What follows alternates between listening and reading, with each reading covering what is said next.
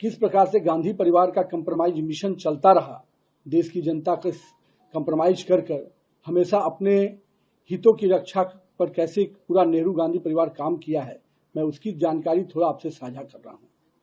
एक समय था जब नेहरू जी ने खुद कहा था कि 45 करोड़ जनता मेरे लिए लायबिलिटी है।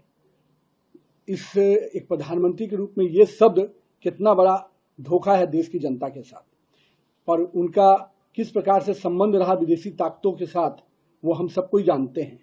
और अभी के जो बब्बर शेर बन रहे हैं, राहुल को भी आपने देखा है कि किस प्रकार से विदेशी शक्तियों के कठपुतली बनकर वो काम करते हैं। ये जो पूरा कांग्रेस परिवार का कंप्रोमाइज मिशन रहा है, इसके कुछ अंश आपके सामने रख रहा हूँ। इतिहास गवाह है कि नेहरू जी के सचिवालय CIA और अन्य विदेशी एजेंसियों के लिए किस प्रकार खुली किताब के रूप में था। 1954 में नेहरू ने किस प्रकार से बिना किसी रिवार्ड के तिब्बत में भारत के अधिकार को चीन को सौंप दिया, ये हम सबको जानते हैं। पंचशील की आड़ में किस प्रकार से अक्साई चीन का कब्जा मान लिया गया। यूनाइटेड नेशन सिक्योरिटी काउंसिल में किस प्रकार से पत्र लिखकर चीन को स्थायी सीट देने की वकालत की गई, ये हम सब ने देखा है नेहरू का कंप्रोमाइज मिशन। अब आते हैं माननीय इंदिरा गांधी जी के पर, जिन्होंने लगातार एक बड़ी छवि बनाई थी, लेकिन हम सबको ध्यान में है कि अमेरिकी राजदूत मोहिना ने माना था कि CIA ने कांग्रेस को चुनाव में प्रचार करने के लिए पैसा दिया। शिमला समझौता, जिसमें 93,000 पाकिस्तानी सैनिक को बिना PO के कब्जा लिए हुए छोड़ देना, आखिर किस कंप्रोमाइज मिशन के तहत ये किया गया। राजनीतिक रूप से कच्चा टीपू जो है श्रीलंका का, उसको किस प्रकार से उपहार स्वरूप श्रीलंका को दे देना इंदिरा गांधी के कंप्रोमाइज मिशन की स्टोरी बताता है।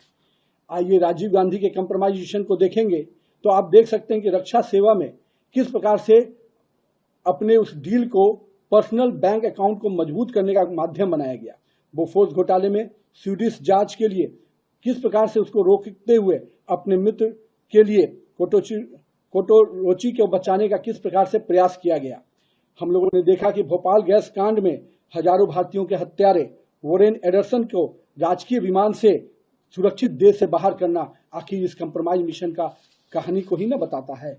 और इसके बाद सोनिया गांधी जी का, जिनका पूरा राजनीतिक अगर आप देख सकते हैं तो 2004 से 14 के बीच में नेशनल एडवाइजरी काउंसिल के माध्यम से सुपर PM बनकर समांतर सरकार और कैबिनेट का संचालन करना निश्चित रूप से कंप्रोमाइज PM का मिशन जो कांग्रेस का था उसको पूरा कर रही थी। और आप उसी कालखंड में आपको ध्यान में होगा, राजीव गांधी फाउंडेशन को चीन की सरकार और जॉर्ज सोरोस के नेटवर्क से फंडिंग कराना, किस कंप्रोमाइज मिशन के तहत ये काम किया गया। चीनी कम्युनिस्ट पार्टी के साथ कौन सा गुप्त समझौता किया गया, निश्चित रूप से ये उनके कंप्रोमाइज मिशन की झलक है। अब आते हैं जो निगेटिव पॉलिटिक्स के पोस्टर बॉय हैं, राहुल गांधी जी 247 से अधिक विदेशी यात्राएं किए, पर उनमें से अधिकांश यात्राओं को सुरक्षा एजेंसियों को उसकी जानकारी नहीं देना, आखिर किस कंप्रोमाइज मिशन के तहत हो रहा था। विदेश जाकर भारत विरोधी इल्हान अमर और सोरोस जैसे करीबियों से मिलना और उनके इशारे पर भारत में ओछी राजनीति करना, ये किस मिशन के तहत हो रहा था। हम लोगों ने देखा था लद्दाख के सेंसिटिव बॉर्डर एरिया में भी किस प्रकार से शाकिर मेराली जैसे विदेशी नागरिकों के साथ घूमना, जिसका पूरा कैरियर सोरोस समर्थित पूंजीपतियों के जो चीनी और पाकिस्तानी एजेंसियों का पैसा देने का काम करता है, उन एजेंसियों के साथ जिसका मिली भगत है, उसके लिए आप काम कर रहे थे।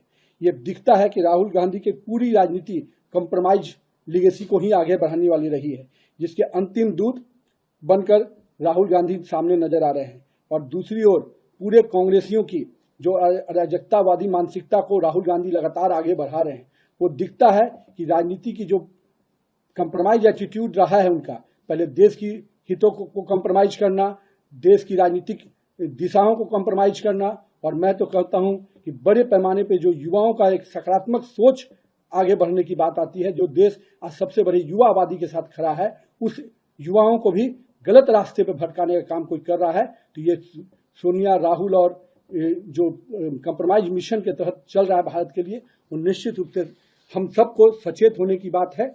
और मैं तो मानता हूं कि भारत की जनता इनके कंप्रोमाइज मिशन को समझ चुकी है। ये देश के हितों के साथ कोई भी समझौता कर सकते हैं, इसके लिए देश की जनता उनको भी आने वाले समय में भी सजा देगी, तब जाके इनको समझ में आएगा।